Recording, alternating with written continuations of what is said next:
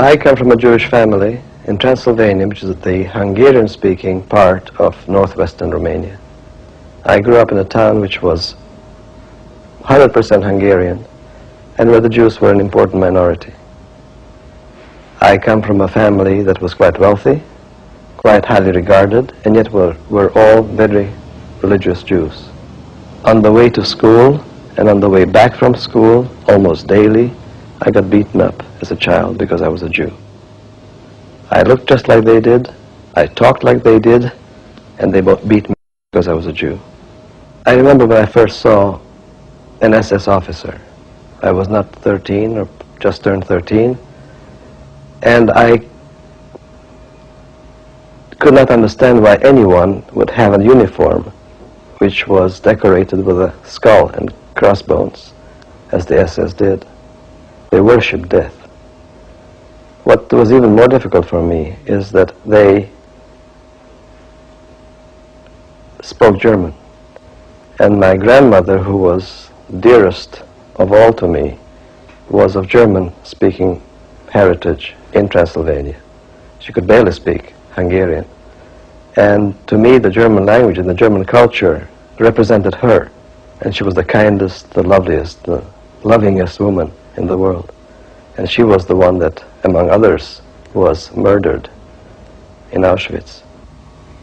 At that time, we tried to get ourselves papers, which in case of an escape of some sort would serve to save our lives, namely that we were not Jews. And a Catholic priest who took his life in his hands for doing this agreed to christen us and give us papers as if we had been cradle-born Christians. And that was, even though I was not religious, so-called, I realized much later that it was a terribly traumatic experience for me. It was a total betrayal of my grandfather and grandmother.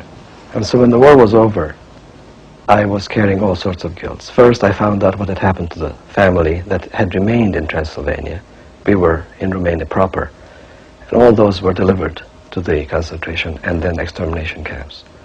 So 66% of our family were killed there. We who survived had to live with the guilt of having survived, perhaps because we had those false papers, perhaps because we turned our backs on our own kindred folk.